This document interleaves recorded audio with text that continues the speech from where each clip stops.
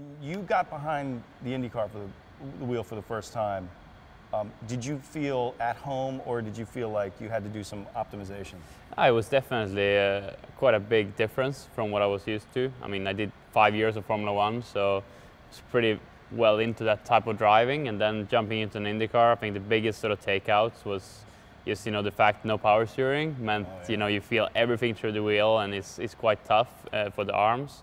That's probably the biggest take, the biggest difference. And then also cornering speed, to be honest. Like, the IndyCar is super powerful and fast on the straights, but in the corners it slides around a lot more than a Formula One. So that was sort of the biggest differences I felt initially. So less downforce, and sort of it's more of native car stuff, right? So the car is you can't optimize for every single corner like you can in F1. There's a lot of exactly, yeah. I mean, that's one of the biggest things. Like in F1, it's all about perfection. You need to get the car perfect balance in every single corner on the track, and you work against that perfect balance. Whereas in IndyCar, it's like you have the car you have, you tweak it a bit, and then you just have to get it around the corners the best you can, and really hustle the car and fight it. And it's oversteering, it's sliding, it's understeering, it's a bit of everything, and that's a big difference. But it's a fun thing, because that means you as a driver really can make a difference, and you can really, you have to work really hard to go fast.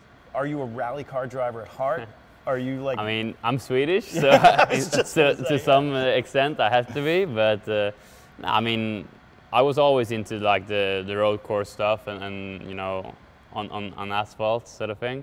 But still, like in the winter, I love coming out on the ice and having a car on the ice and having some fun. And when I was younger, I was doing that a lot in the winters to practice car skill, and car control. So. Like I said, being from Sweden, you sort of have to master that in some extent. So a loose car is not going to be a problem? No, that's something I'm used to, and it's fun, and that's what I really been enjoying with the IndyCar, is that you have a car that really moves around, and it's really making you work a lot as a driver. In terms of the team dynamic, getting the car set up, getting that crew chief behind you, getting all that stuff that happens in a team. How comfortable are you with what's happening right now, and how comfortable are you with how you've gotten the car to be set up for you, to the extent that an Indy car can be set up? I mean, you always want more time. You always want more, track time to prepare. But I still feel like we had a really good off season. We had some really good tests, and I've been lucky to come into a team in Arrow SPM that's super good, and been helping me a lot to get up to speed. I also have a great teammate in Hinchcliffe, and he's been great and helping me as well with all different things. So I really feel like I'm starting the season on a good positive side, and I feel prepared. I do. So I'm going into the first race with a really good sort of mindset and expectation. Cool. And so physically, like, what have you you talked about the the manual steering and all that other stuff. Is there have you changed your training ritual at all, or have you done anything that? No, I mean, I'm just eating burgers every day now because I can be heavy.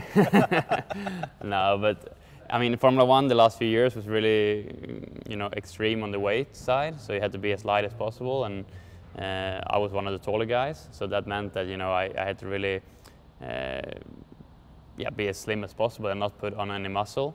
And that's something that's changed with IndyCar, because there's a bit, like we said, without the power steering, it's tougher for the arms and shoulders. So I've been sort of changing a bit my training routine. Still training in the same amount of training, but just a bit more focused on the upper body and the strength side to be able to handle the force of an IndyCar, because they are really tough to drive. And also the races in IndyCar is up to 2 hours, most of them. So it requires you to be really on a top level physically, and then the difference then with F1 is that you can afford to put on some muscle because the weight is not so critical. So that's also been good that over the winter I put on a couple of kilos of muscle on my body. Other than the road courses, right? I mean, have you driven on American tracks very often, or do you is a lot of this stuff new to you? It's very much new for me. I've only really driven in America on COTA, Circuit of the Americas in Texas. So I'm happy that's back on, or that's on the calendar now for the first time in IndyCar. And the F1 configuration too. Exactly. So that's good. I'm gonna play that to my strengths with my knowledge from that. But the rest, is all new tracks, new type of racing, all the every other track is new for me, and obviously oval racing is completely new for me. So that would be a big challenge to get used to. I think the street and road courses is, even though it's new tracks, is something very similar to what I'm used to back home. So I think that's something I would get up to speed to very quickly. But for sure, the ovals need to be, there's going to be a learning process there. Yeah, I mean, so are you doing simulation stuff for the ovals?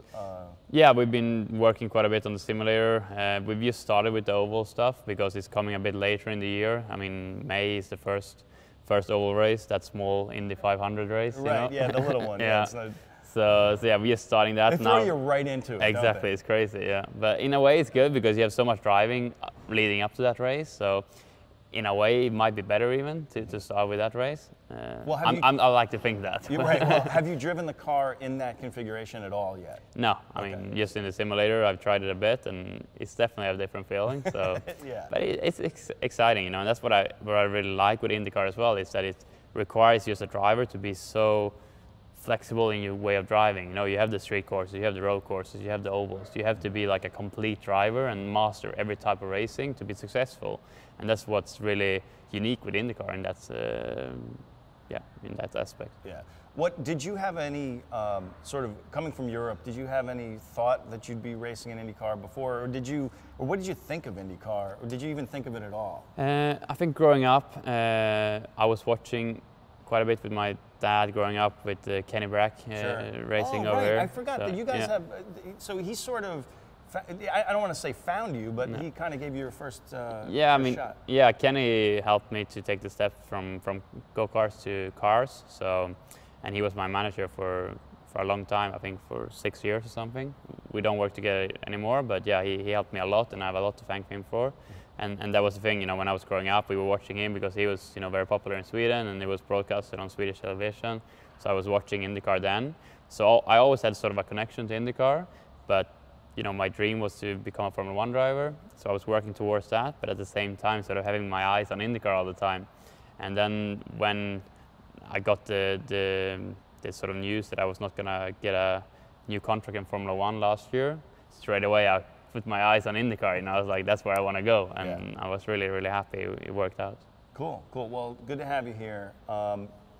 Best of luck for St. Petersburg, your first race, which is, as I thought, was a couple of weeks away, but it's actually just a week away. Yeah, less than a week. Less than a week, yeah. See, I don't know time anymore. But thanks for coming to the Classic Car Club. This is your first time in New York. Anything you want to see? I want to see everything, yeah. But yeah, I've heard a lot of good things about New York, obviously, like everyone. So exciting to be here. We'll cure that. Yeah, but I need to come here for a longer time. Yeah, you got to come here and hang out and drive some cars sometime. I like that. Cool. Great to meet you, sir. Thank you so much. Talk to you soon.